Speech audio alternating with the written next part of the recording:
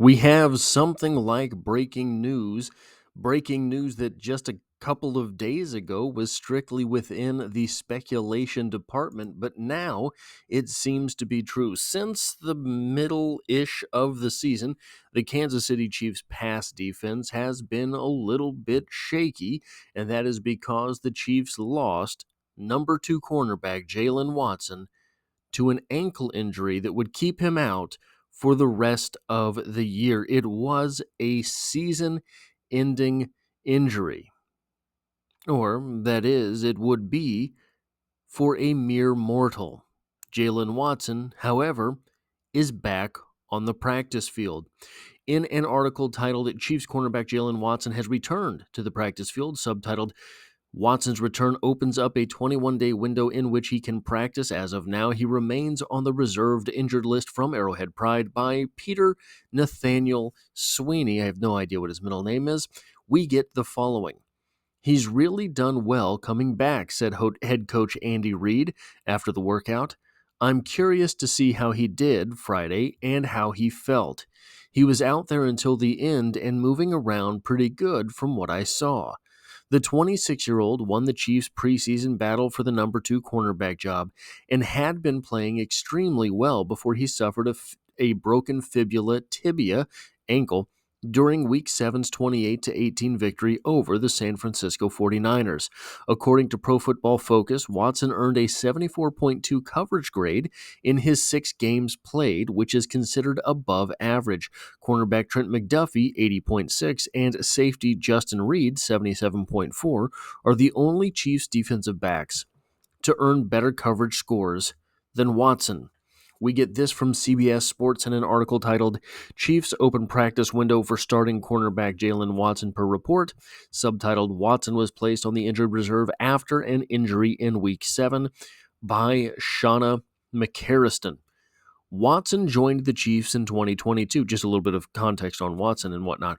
Watson joined the Chiefs in 2022 and has won a championship in each season he's been in the league so far. The former 7th rounder has appeared in 7 playoff games, including 3 starts, all in 2022. Don't forget that he won a playoff game with a timely interception against the Jaguars. His lone regular season interception was a memorable one, running it back 99 yards for a touchdown in his rookie season. Don't forget, that 99-yard touchdown return won that game against the Chargers. He had two picks in the postseason. KC has struggled to replace Watson, who plays across from Trent McDuffie, the team's other starter. Cornerback Najee Johnson started the first 5 games. Watson was out, and Joshua Williams got the start in the last 5. Keith Taylor Jr. is the other cornerback in the room. The Chiefs have the first round bye in the playoffs as the number 1 seed, which gives them a little extra time to get healthy before beginning their postseason run. Kansas City will face the lowest remaining seed in the divisional round. Now, I think that news as monumental as this requires a little bit of tempering. He did return to the practice field. We don't know really what that means. We had seen him running just a couple of days ago, and everyone in the media, I kind of stayed out of it because I wasn't real sure what to make of Jaylen Watson running full sprints this soon after his injury, after his surgery.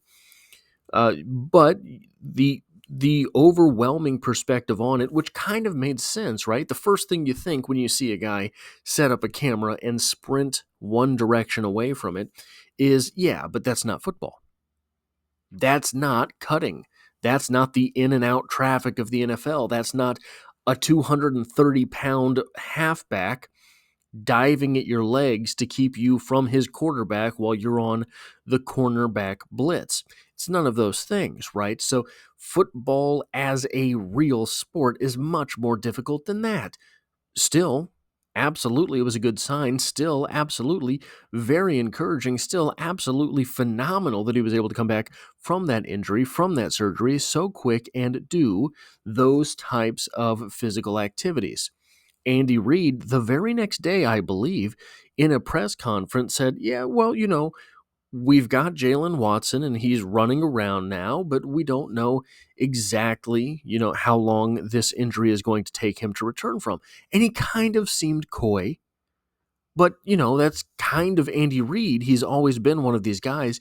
You can't tell if he's smiling or if he's upset. Normally, if Travis Kelce is in the picture, then it's upset. But you don't really know where it is that Andy Reid's coming from because he's hard to read. He's one of those guys, and we're not always around him. And it turned out that Jaylen Watson was back on the practice field like 2 days later. Still, we don't know exactly what this means. He's returning to the practice field. We don't know how he's feeling. We don't know. So there's obviously a difference between the two things that could limit him. The one being pain. There are some injuries where you're not injured, you're hurt. Meaning, yeah, it sucks, but you can't do anything to make it worse. It's going to hurt, but that's because there's swelling in the joint, but there's nothing structural that you can do outside of a new injury that's going to prohibit you from playing the sport of football. The number two thing is actual structural damage / actual structural repair, right? What is actually going on with that break, with that surgery, with those tissues? We don't know all of that. So you would imagine there's not a whole lot of actual physical limitations because otherwise he would not be back on the practice field. After going through a day of practice, how does Jaylen Watson feel? Can he still move it? Did the swelling come back in that spot?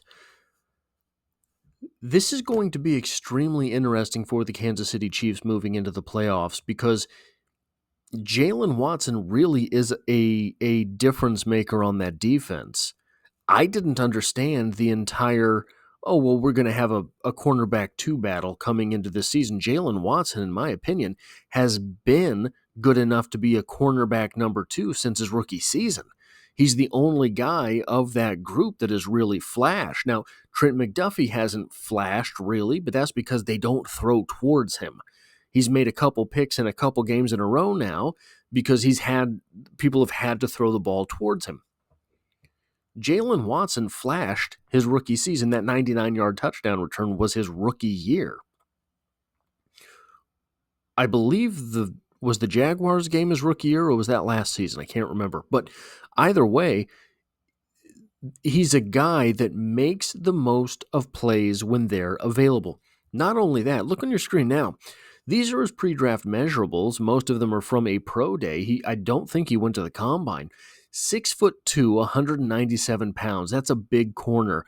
32.25-inch arms, very long arms, good length there.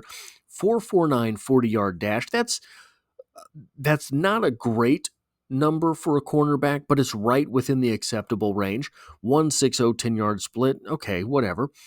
The 38-inch vertical jump and 11-foot broad jumps are very explosive numbers.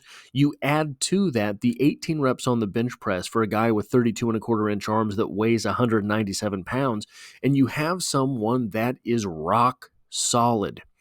Jaylen Watson is a guy that is formidable on the field. That is something that we as fans sort of underrate because on the TV screen, all of these guys kind of look the same size. A lot of wide receivers in the NFL are not used to running down the field next to a guy that's 6'2", 200 pounds, rock solid, and has 32.25-inch arms.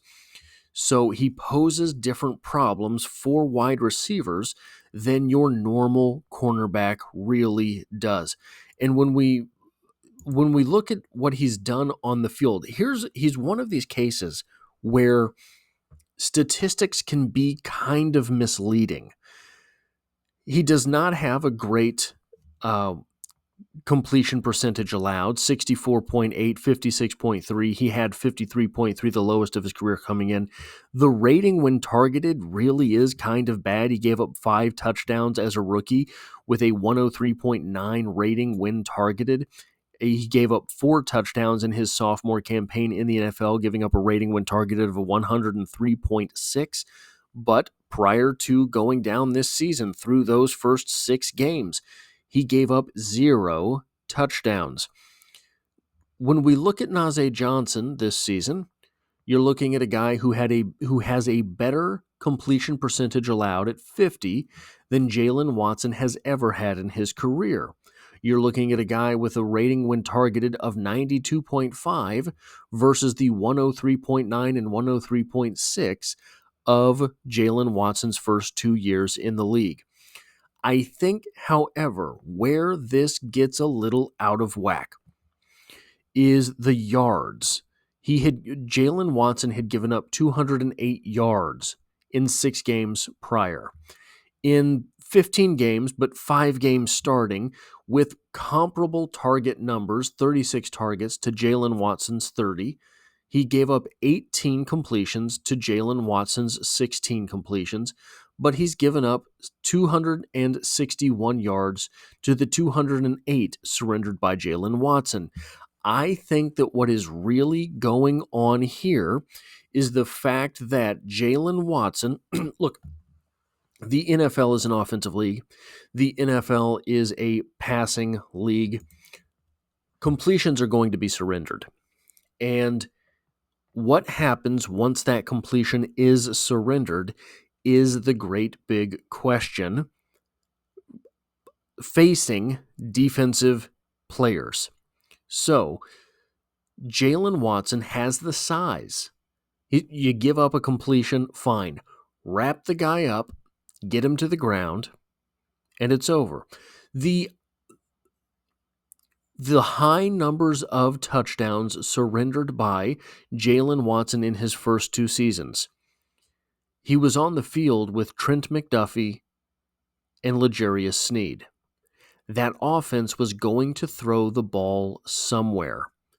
That ended up being towards Jaylen Watson a disproportionate amount of times in the red zone. Here's the interesting thing about giving up a touchdown. Unless in the end zone, there's no run after the catch, right? So the biggest selling point for Jaylen Watson, that physicality, that large nature of his frame, is limited in the end zone. Offenses are going to pass the ball, and the number 1 and number 2 wide receiver on your team are where you want to go. But no number 1 or number 2 wide receiver really gets that disproportionate amount of targets unless you're one of these massive wide receiver targets, like Jamar Chase, Tyreek Hill. So a lot of checkdowns happen during the course of a game. When Jaylen Watson was the number 3 corner, that means he's facing a whole lot more passes thrown his direction. When he's the number 2 corner, he is doing a good job on the field. Now, what could this mean for the Kansas City Chiefs moving forward into the playoffs? If Jaylen Watson is full speed, if Jaylen Watson is able to play and play well, if Jaylen Watson is who he was, and he's not limited physically, this is a massive boost for the Kansas City Chiefs. Something that I don't think anyone actually foresaw happening. Everyone kind of wanted it to happen. I think it was in everybody's wish list for the end of the season. The rumors surrounding Jaylen Watson have been out there for weeks now. I think, however, in the back of our minds, everyone was resigned to the fact that Jaylen Watson's just not coming back. The injury was too tough, the surgery was too invasive, and to return to football that soon afterwards is ridiculous. But it might not be. There is a 21-day window for Jaylen Watson to return to game action. And guys, that pretty much takes us straight to the Super Bowl. So if he does have to wait to the end of that, if he does have to wait the entire time that he is eligible to wait before making a decision on him, then the Kansas City Chiefs going to the Super Bowl would be the one thing that saves his season. I don't see him. I think it would be ridiculous to think that he would play versus the Broncos. At that point, it becomes a gamble because you have the bye week and then you get into playoff football. Do you want a guy that has missed 11, 12 weeks by then of football to step on the field for the first time in the divisional round of the playoffs? That is a tough task. That is a tall ask. And I think that even if he's limited in snaps, you say, okay, well, we'll play you 15 snaps. If he is 80% of who he was, that is an upgrade over what the Kansas City Chiefs are running out there at the third cornerback position right now. I didn't see this happening. I did not see this coming. I thought for sure Jaylen Watson was out the rest of the season. Anyway, guys, that's what I have for this video. If you like or appreciate what it is that I do here, hitting the like button really does help me out as it tells YouTube to share this video with other Kansas City Chiefs fans. If you find yourself here by chance but not design, the Chiefs are the only thing I talk about on this channel, dropping multiple videos every single week, and I hope to have you back for the next one.